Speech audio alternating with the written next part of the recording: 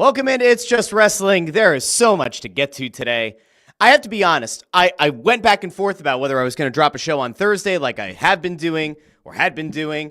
And I thought, you know what? I stayed up really late on Sunday night. I'm going to review or at least touch on as much of AEW Dynasty as I possibly could. And in fairness, I feel pretty mentally and emotionally wiped after a very, very long show that went well past midnight on the East Coast. And I not only was it close, it was less than an hour away in Philadelphia. And I came this close to watching the show in person at the Liacouras Center in Philadelphia, Temple University. I talked to a few people about going. My kids wanted to go, and my two oldest talked about it. And I said, I don't know if it's a great idea for you to go see a pro wrestling show, especially an AEW show where I expected a lot of violence, perhaps a lot of blood. And so I said, no, we're not going to go. And I'm kind of glad that I didn't, because by the time I got to the end of the show, which had its great moments, and I'll break down a lot of the good moments that happened in the show, but like by the time I got to the end of the show, I hit that typical, oh shit, we're going to go late into the night, aren't we? We're going to go up to midnight, aren't we? Oh, we're going to go past midnight. Okay. And there, I saw that there was a word going around that Swerve Strickland, a lot of his family was going to be in attendance for the event. And I said, okay, Tony Khan did it. He's finally going to pivot. He's going to pivot off of this Death Riders horse shit, which isn't getting good heat. It's just really annoying. And I said to myself, they finally made the decision to pivot. And historically speaking, that is not something this company does a lot. And so I said, all right, we finally have our moment in the sun where we get to sit back and say, Death Rider stuff is done. Jon Moxley's reign of, I can't even call it a reign of terror, reign of a waste of my time is almost over. And then I start getting through the show, and I start getting through some of the matches as they unfold. And at some point I say to myself, all right, we get to the trios match. And if Rated FTR can't get over the hump against the Death Riders, something's going to happen there. And it did. Spoiler alert. And I'm like, if the Death Riders lose, are we essentially seeing it was No Way Out, where the NWO essentially gets disbanded in the WWE, where you see Scott Hall lose to Stone Cold, and then you see the rest of the NWO kind of fall apart. I think it was, no, sorry, they debuted it in No Way Out. It was at WrestleMania, where you get the double turn, whatever. I sat back and I said to myself, this is, when the trios match ended the way that it did, I was like, can the Death Riders keep the trios titles and still watch Moxley lose? Could that happen? Or could they keep those titles? And are we going to be stuck with the Death Riders again? And unfortunately, the answer was yes. The answer was yes. They're going to keep the titles. And yes, Moxley is going to keep the title. And this horrible, lackluster, unbelievably convoluted storyline is going to continue. And I use storyline in quotes. And those quotes are doing a lot of heavy lifting. Those quotation marks are kind of doing the job of the belt on. Remember old Jared from Subway before? Well, maybe a bad guy to compare it to, but you know, he was a big boy, and then one got arrested. But big boy, and had the belt.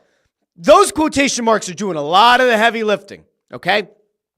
It's not a storyline, or at least to this point, the storyline hasn't made a lot of sense. No one coming out of Dynasty, going into Dynasty, could actually explain what Jon Moxley's purpose was, what the purpose of the Death Riders has been for going on 8-9 months. This is like a near pregnancy. We have everybody who's going through pain right now. This is the closest some of you will ever get to experiencing what a pregnancy is like. There's a lot of ups and downs, although I'd say pregnancies are, even bad pregnancies, even ones that cause a lot of nausea, heartburn, indigestion, upset stomach, they are still, even at their worst moments, more pleasing, more positive than this Death Rider storyline has been. 9 months of this shit. 9 months of Moxley not being able to articulate what the point of any of this is. 9 months of hit or miss appearances by Pac, and Claudio sometimes looking like the guy that we hoped he would be when he left WWE, and Wheeler Yuta just existing. And, well, we saw Marina Shafir. She looked like an absolute badass. She gets exposed in a match last week, or 2 weeks ago. I don't remember. It was such a lackluster performance in that match where Willow Nightingale runs laps around her and Shafir takes one for the team. But we're not even going back to litigate that. She still looked like a badass last night, but now we've seen in the ring that work rate has not gotten particularly better, and very unlikely that she's going to develop into being, I don't know, something that even kind of sort of looks like a contender for a TBS title, for a world title. All right, so we get past that. I want to do due diligence here. I truly intended on doing a match-by-match breakdown of Will Ospreay's match, which was really strong to start the show, of breaking down Mercedes Moné and Julia Hart, and the fact that even though Julia Hart lost, you heard the crowd chanting, Julia, Julia. They haven't given up on her, even though she has been very hit or miss appearing on TV. So she loses, which actually kind of keeps up with the whole, the House of Black is gone, and now she's losing, and Buddy lost and also hurt his ankle, and Brody King can't buy a win on TV. We go past that. Well, that's for another day. And I was like, okay, well, maybe you talked about the tag team championship match and the fact that maybe Big Bill was going to have a really good showing. Well, MJF shows up and he costs those guys the match. I believe he had the Dynamite Diamond ring there. Punch Big Bill, spear by Lashley. He doesn't seem to realize that MJF factored into it, ultimately Hurt Syndicate wins, and you go, okay, well, good showing by Big Bill, good showing by Brian Keith. Did it need to be on the pay-per-view? Probably not. In fairness, did the Ospreay match need to be on the pay-per-view? Probably not. Did the Mercedes and Julia Hart match, just being part of the Owen, really have to be on the show? Probably not. So that's 3 matches. Ospreay, Mercedes, Tag Team Championship, that you could probably say, on the surface, didn't need to be on the show. You get a Fletcher match. Probably didn't need to be on the show because there's no story that is tying any of this together. There's a modicum of a story in Big Bill and Brian Keith trying to prove something to Chris Jericho. So there's a little bit there, and there's been a little bit on TV between the two sides, but it kind of fell flat. Match is okay. Big Bill looks like a monster. That's great. The rest of these matches, I don't know, that's 3 or 4. If you want to be overly pessimistic, 4 matches. If you want to be a little bit more conservative, 3 that didn't need to be on a 10-match card that took you to after midnight. So again, wanted to come on here and break all those down, do the due diligence, have an actual conversation here with people in the comments section like Amadeo who's yelling boo and says heartburn, indigestion, upset stomach, diarrhea, yay, Pepto-Bismol. I wanted to do that, but I can't because I can't look past what happened in the main event. And then I was like, okay, Megan Bayne and Toni Storm. Maybe that's going to do it for me, right? Timeless Toni Storm. Love her. Megan Bayne looks like an absolute, what do I call it, megasis. She's awesome. She looks every bit like a star. They're presenting her in a real credible way. She dominated through parts of that match. And you go, this is somebody that you could potentially build the division around. She has the look. She's able to keep going in the ring. Cardio's great. Like, she's doing some stuff late in that match that you don't expect somebody who, I don't even know what her experience is in pro wrestling prior to AEW, but we haven't seen her a ton on TV. And in a few short months, she already looks like one of the best performers in the division. And so you go, okay, there is a lot of hope. Now that match went kind of long, but you go, there's a lot of hope here. And then ultimately, Timeless Toni, she wins with the rope, and you go, okay, there could be more story to tell there. And by virtue of giving Megan Bayne so much offense and the ability to look so strong, you go, good. So there's a positive. You get the trios match, the aforementioned trios match between Rated FTR and the Death Riders. And you go, I just want there to be something good to come out of this match. The match itself, was it particularly good? No. Was there anything in this match that made me wish for Rated FTR to win? No. And I like Rated FTR. Well, I like FTR. Copeland hasn't lived up to really anything since arriving in AEW. From my mind's eye, I don't totally see it, but we're just going to go past that, okay? There was nothing in this match that made me want those guys to win other than, hopefully, the dissolving of the Death Riders, the disbandment of the Death Riders, starting with the loss of the trios titles, and it didn't happen. And so then you get the aftermath of the match where Dax snaps, pile drives Copeland on a chair, goes to get the concerto going. It doesn't work. Cash kind of seems to intervene. They throw Copeland off the ropes. They hit him with a shatter machine. And then Cash Wheeler delivers not 1, but 2 concertos to Copeland. Ooh. And then they make fun of him on the way out. As the medical team's trying to get in, Dax puts the neck brace on, puts Cash onto the gurney. They fake like they're having to resuscitate him. I mean, that was actually good, legitimate, nice heel turn. And now we all kind of look to see how are Copeland and Christian Cage going to find each other and how are they going to ultimately take on FTR. So that was actually one thing from this show that I went, oh yeah. So we've got the women's title picture. Megan Bayne looks legit. Really nice heel turn in the trios match. That takes us at some point in this show to the Adam Cole and Daniel Garcia match, which I did not care about. And good for Adam Cole winning. But this match didn't do anything for me. I thought it went on way too long. And as the matches kind of started ticking down, I kept saying to myself, like, I don't know how this is going to end before midnight because of how long that match was going, especially. And when it finally ended, I was just grateful that it was. Now, I think that Cole could maybe do something with that TNT title. And I've been critical in the past of, listen, Adam Cole's been through a lot physically, but there have been times where he's come out and he's looked emaciated. And it looks like now he's been able to take care of himself. Now that all these injuries are kind of a thing of the past, he physically looks better. He looks more of the part of a pro wrestler. Who am I to judge? I'm just somebody who sits back and says, like, look, I think that guys who are wrestling should probably have a certain amount of muscle size to them. And you can be a small, skinny guy, but within reason. Orange Cassidy isn't a huge guy, but he always looks really fit. He looks like a guy that whether you're going to be like totally physically intimidated by him or not, I don't know. But he has the look of a guy who could be a pro wrestler. Cole, to this point, has not. I thought that last night, he certainly is trending in that direction. What is he going to do with more TV time, more mic time with this title? I don't know. But I will say that maybe is a positive to take away from it. Adam Cole gets a title. Daniel Garcia doesn't do it for me. I guess in-ring work has gotten better. I don't connect with the guy. I don't connect with the character because I'm not exactly sure there is a character in there. Okay, so that's that. Now you get to the three-way match between Kenny Omega, Speedball Bayley, and Ricochet. This match also probably went on too long. But man, it is just from start to finish, nonstop action. And if that is your thing, this match delivered in any way you could have possibly wanted it to. Now, in fairness, I thought that there were moments in this match that Speedball Bayley felt just out of place, where I said I'd rather watch a one-on-one match between Kenny Omega and Ricochet. And I thought that Speedball was kind of wedged in there. Now, there were some moments in this match that brought some levity. Ricochet on the headset at the announce desk, and then Speedball Bayley comes out of nowhere, delivers the kick, knocks Ricochet out. We get a great meme out of it. You get a great gif out of it, so that was fine. You get the, what the hell was the crane kick, right? Set up Karate Kid style, and Bayley wiping out Ricochet. You have some moments off the top rope that were mind-numbing. I actually thought that the end of this match was really creative, with Bayley kind of ending up in Tree of Woe, and you get Kenny delivering the almost, I mean, it's sort of reverse facing, but gets the one-winged angel off the top rope to Ricochet. I thought it was a really creative way to end it. That match is one that you go back and watch. But again, I felt like it was just so long because you have three guys who all need to get their stuff in.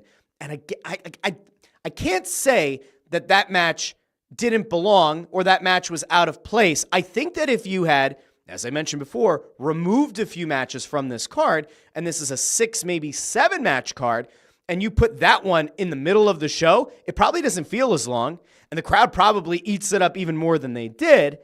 But I thought the pacing of this show, just in general, was a slog, and that there were a few matches that just didn't need to be on this show. And so that even made great matches like the 3-way for the Continental Championship feel long. So Kenny wins. Okada comes out, and you go, oh, we're going to get the face-off. And we all know that there's the screen up on the diagonal past the post, way up in the rafters, that's going to set up the face-to-face that we've seen once or twice before between Omega and Okada with the all-in graphic up behind them. Great stuff, except because of how long the show was running, presumably, Omega doesn't stay in the ring very long after Okada comes in. And so when the camera cuts to it, Omega starts walking away as they're about to get that shot. Now, I'm sure in editing and as they go over the next few weeks, months, leading up to All In, they probably have it framed somewhere the right way, but that didn't do a lot for me. And we all kind of have known this entire time They've very much telegraphed that Omega versus Okada is going to be probably title for title at All In, which is fine. But like that post-match just didn't really feel like it belonged, and it certainly didn't have the time that it needed for it to be meaningful. And so then that takes us to the main event. And I'm pretty sure, did I do all the matches? Let's see. There were both women's matches, tag team, trios, triple threat, TNT title. I think I got them all. I mean, I know I just counted 6, but I'm pretty sure I hit. Oh, the Ospreay match, the Kyle Fletcher match. I think I got them all. There might be one more. If I missed one, you can let me know in the comments. But it all culminates in the main event. And why?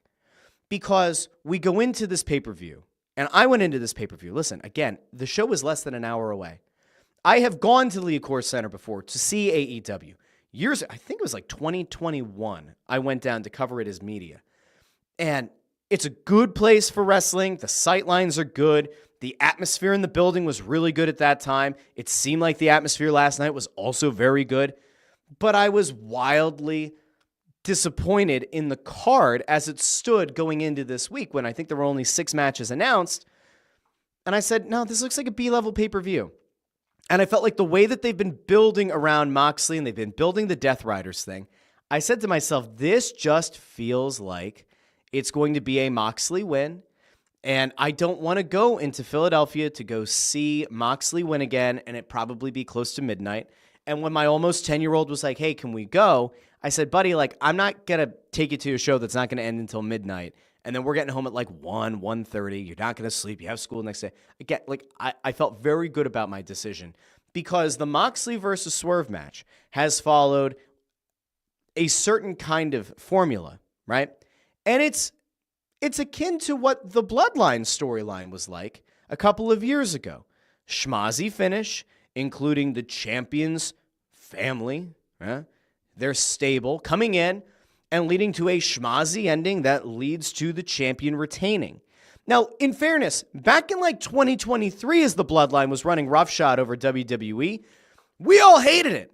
Many of us hated it. We didn't like the fact that we were watching many of our favorite superstars take on Roman Reigns, and no matter what, there would always be somebody. There'd be Jimmy Uso or Jey Uso or eventually Solo Sikoa. There was always somebody who was there to help Roman Reigns to retain the title and extend a historic reign as champion.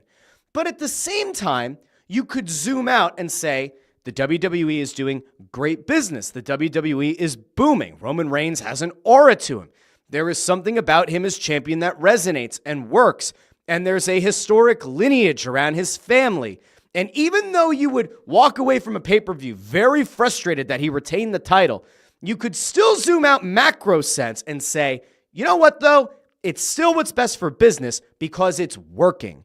And because people aren't turning away. They're buying more tickets. They're showing up. They're angry and they are cheering on behalf of whoever the challenger is. And they are booing Roman Reigns, but there's still a respect for Roman Reigns. That's not what this is. That's not what this is now with the Death Riders in AEW. Because I'm the first to kind of celebrate the fact that AEW seems to be on the upswing, that in the calendar year 2025, we have seen a lot of good Dynamite shows. We have seen a number of good Collision shows. We've had a bunch of pay-per-views that have been stellar. It seems like attendance is starting to rebound. It does, in fact, seem like, surprise, surprise, moving to smaller venues that look and feel and sound packed is a much better thing for business than getting like 10% of a large arena filled or 20% of a large arena filled. So that's all worked out, and there's a lot of excitement around the show and around the product, and that's all great and hunky-dory, and we can all feel great about it. But when you get to this final match, to the storyline, to the championship being on the line, it is the part of the show that each and every pay-per-view Moxley has been on. It is the part that no one looks forward to. It is the part that we all actively want to walk away. You know, there's the old adage about taking a pee break or a beer break or a pizza break during the match that you're the least interested in. And typically it falls somewhere in the middle of the show. Except in this case, that pee break, that beer break, that pizza break is the main event of the show. And so, like, while it's been annoying to not be able to see the AEW World Championship, which was a nice looking title, on TV, it's been in a briefcase for months. while that's annoying, and while it's annoying to watch Moxley win again and again and again, it's even more annoying to realize that it has not really done anything to exponentially improve the business or the hype around AEW. When you think about what is working well in AEW, no one, not a single soul, says, I love what's happening with the Death Riders, man. I love what the Death Riders storyline has become. I look forward to seeing Moxley get his ass kicked. No one cares. People don't care. They do not care. There's been a fatal four-way match for the title, I think at World's End. It was Switchblade, Orange Cassidy, someone else. We had the Revolution show where Mox and Copeland in a match that no one wanted to see. We've gotten matchup after matchup after matchup, and no one cares about the Death Rider storyline. All they want is for it to end. And it's not something where you're like, oh, I hate seeing Roman Reigns use his family to win the title, to retain the title.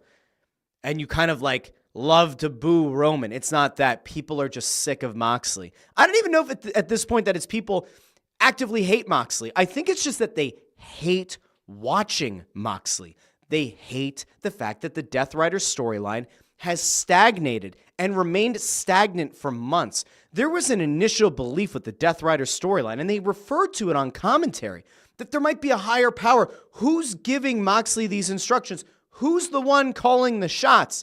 And then that sort of ended, and you go back to World's End, all of the packages around it, Moxley with a flare, which would seem to indicate he's signaling to somebody. To whom is he signaling? We never got an answer. There wasn't anybody. Now, I will say, this match itself, not particularly great. I love watching Swerve Strickland, and I think Swerve did the best he can. Moxley no-sells everything. Moxley is not somebody I enjoy watching wrestle in 2025. There was a brief time early in Moxley's run in AEW where I did enjoy Jon Moxley on TV. I do not anymore. I would like the guy to take a vacation. If he wants to take a vacation for the rest of 2025, it'd be great. Drop the title first, but 2025, just take the rest of the time off. Like, I don't need to see Jon Moxley anymore. I don't feel like the Death Riders make any sense. When there was a time that it felt like they were invading the show and there were AEW wrestlers waiting outside the arena to stop the pickup truck, to stop the invasion, that was one thing. They have a Tron. They have theme music. What are we doing here? They have an entrance. They're just like any other wrestler on the roster. There seems to be no threat to Tony Khan. There's been nothing on TV that would indicate that Moxley is threatening to take the title home and just sit off TV, and that Tony Khan is going along with this because he ultimately wants to see somebody dethrone Moxley. We haven't gotten any of that. There has been no story. There's been nothing to hold this thing together. And yet, as much as I hated this match, and as much as I hated the fact that Swerve and Moxley are on the floor for what felt like 5 straight minutes, leading to a spot off the top of the ladder, the Swerve stomp off the ladder through the table to Moxley, while I would love to sit back and say, great moment, love it, it led to something, it didn't. Because after that spot, which in theory should have probably been the majority of the 5 minutes of them on the floor, is them recovering, mostly Moxley's like up as if nothing happened within like 30, 45 seconds. So we spent all this time getting to that spot. Moxley gets driven through the table by the Swerve stomp off the top of a ladder, and he's up and just like A-okay, totally fine. Nonsense. Absolute crap. You get ref bumps, you get a whole bunch of other schmaziness, and then what happens? Hangman comes out. Who's he gonna turn on? Is he gonna hit Swerve? We saw the thing on Dynamite where, he says, you burned my house down. He said, you deserved it. Hangman says, you deserved it. And Swerve says, I know. And it seemed like they maybe had made up. And so you have Hangman looking at Swerve, but then he looks at Moxley and he doesn't get to do anything because, the Death Riders are here. But then the Ops come out and they kind of neutralize the Death Riders. And at some point, Hangman gets in the ring and, he delivers the dead eye to Moxley. And you go, he's made his choice. He's backing Swerve. He's helping Swerve. And then he ends up out of the ring. And it looks like finally Swerve is set up to do the Swerve stomp. And he does. And you're feeling like, here it is. If Paul Turner can get back in the ring, the match is over. Lights go out. And I legitimately had thought about tweeting earlier in the night. The Young Bucks just being off TV is the weirdest thing. And you think about all the good things that are being done on the other channel, we'll call it, from the other company with CM Punk and Record Business and all that. and you have nothing to show for it with the Bucks off TV for months, with Jack Perry gone for however long it's been. There's like no mention of it. Okada's still kind of around, but nobody's asking about where the Bucks or Jack Perry are, but he's still there. And the Bucks hate Kenny Omega, but they didn't actually do anything to interfere in Kenny's match, and there's really no mention of that. Okay, so a whole bunch of stuff that's unfulfilled. But the lights go out, and when they finally come back on, the Young Bucks are hanging on to Swerve Strickland's hands. It's in the thumbnail of the episode, in case those of you have seen it, and those of you who haven't, like here it is. The Young Bucks have Swerve's hands, and they deliver an EVP trigger. And then Moxley wins. And you go, this is the dumbest shit I've ever seen. And while I was very frustrated, and in fairness, I think I had every right to be frustrated, and I think a lot of people had the right to be frustrated with what happened, I actually had a little bit of I took a breath, and it felt like a little bit of relief, because for months, the Death Rider storyline has stagnated, and there have been a whole lot of loose ends just kind of left unresolved. I feel like we finally got to a point that should have happened probably 2 months ago, but we're finally going to get addressed on TV the moment that we saw the Young Bucks lose the titles, and they're seen backstage. Jack Perry walks in and sees that the Young Bucks are shredding documents with Brandon Cutler, and you go, oh, what is that? What's going on? You think back to Moxley saying to Jack Perry at some point, a lot of people don't like you. I think you're a good kid. We have that. We had what looked like some friction between the Young Bucks and Jack Perry however long ago in Japan, where they were happy to see Jack. Jack's not exactly happy to see them. And it felt like for the first time we're getting a little bit of cohesion, just a little bit. It feels like a payoff could be coming. And it feels like what we're going to get is what some of us thought all along, which is that the Young Bucks, unable to take over the company themselves, enlisted Jon Moxley, or maybe somewhere along the line, they chatted with Moxley and the Death Riders and said, you know what? We support what you guys are doing. We'd rather see you tear down AEW and build it anew. We couldn't get it done. Maybe you guys can. And now we're going to see, presumably, the Elite and the Death Riders come together. Now, what does that mean long-term? I have no idea. Does it mean that we're going to see Swerve and Hangman team up to take on the Young Bucks, maybe at All In? Possibly. Does it mean that there's going to be an Anarchy in the Arena match, which I saw people talking about, or Blood and Guts? Are we going to see some combination of the Young Bucks and the Death Riders against like Swerve and Hangman, maybe Kenny Omega, a few others? I have no idea. Do I really care about all of that down the line? No. I feel a little bit better knowing that this very stagnant, underwhelming, stupid-ass storyline finally has at least a modicum of hope. It has at least a tiny bit of hope. It feels like there might be a little bit more of a grand picture at play. And to this point, it has not been apparent. It has not been evident. And while I don't exactly enjoy the Young Bucks' work and haven't for a few years now, I would like to imagine that at least one of them on the mic is going to be able, in a very smarmy way, is going to be able to make some sense of what we've seen from the Death Riders, and is maybe going to be able to make sense of why the Young Bucks have decided to align themselves with Moxley, why they have turned their back on this company. Remember, they delivered the EVP driver, right, or the formerly Meltzer driver, to Tony Khan in the ring in Jacksonville. And that was supposed to lead to something. It really led to nowhere. And it led to some weird moments with Christopher Daniels backstage, but it never really led to anything. And it led to them taking Kenny Omega out of action. It didn't really lead to anything. I would like to imagine that if you put all these minds together, you should be able to get some kind of a cohesive storyline. I am not holding my breath.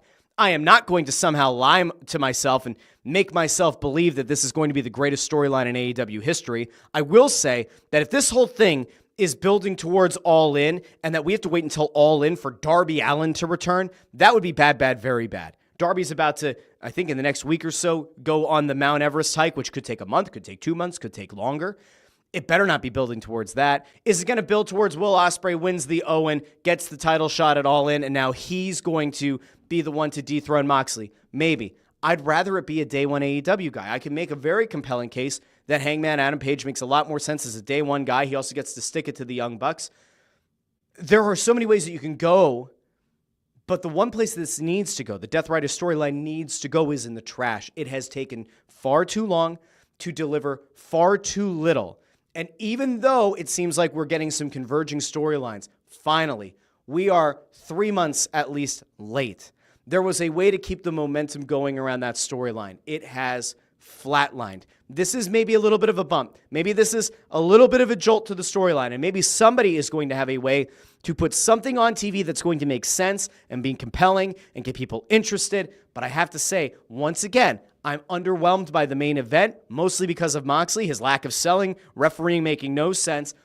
I am left with a sour taste in my mouth after what was a long show, but a very good show. And again, a lot of very good, positive moments that came from this show. And yet, I find myself going like, do I really want to go back and rewatch that pay-per-view at any point? And the answer is probably not. Will I go back and watch an occasional match or two from this pay-per-view? Sure. Am I going to lose my mind and go back and rewatch the Young Bucks give the EVP trigger to Swerve? Yeah, I mean, I'll probably watch it on social media a few times because the shock in the crowd was certainly interesting. But like, I want to be critical. I want to boost and promote things when they're good. I want to be critical when they are bad. And ultimately, this is yet another show where you go, man, I really spent the money and I got my money's worth. And from a timing perspective, I got a long show. I got a very good show to go back and watch on replay. But you're left with a sour taste in your mouth because the main event was underwhelming yet again. Now I'm going to go over here to Amadeo, who says, I started watching AEW at the Revolution pay-per-view, and I realized why people hate Mox and the Death Riders. You don't have to be watching this for years. You don't have to be a day one AEW fan to understand why people hate it. But again, it's not the, I love to hate this guy. It's not even the, I hate this guy, and I want him to just get annihilated. It's, I hate this guy. I hate this faction. I hate this storyline, and I want it to end. I want the Death Riders to go away. And at some point, it'll happen. At some point, the Death Riders will be done. But unfortunately, it feels like that is just far, far too far away for my liking. Now, I'll be back at some point soon with another episode of It's Just Wrestling. We are on the road to WrestleMania. We are technically on the road to All In as well. WrestleMania very, very soon. Easter weekend. Still don't get that. But we'll be here to break it all down. Do me a favor if you haven't done so already. Like the video, share the video, subscribe. Let me know what you agree with and disagree with in the comments. If you can, if you're a podcast listener, if you like podcast feeds better, this show is available on Apple Podcasts, Spotify, Pandora, Amazon Music, wherever you get your podcasts. Again, I'll be back soon. In the meantime, you can find me on Twitter at JoyOnBroad. You can let me know what you think. Find the show on TikTok, Instagram, and pretty much any social media platform. You can find clips of the show, all kinds of fun stuff. So, AEW Dynasty, a good show with a terrible ending yet again. Maybe there's a little bit of hope, but I'm not getting my hopes up. Talk to all of you very soon here on It's Just Wrestling. Have a good day, everybody.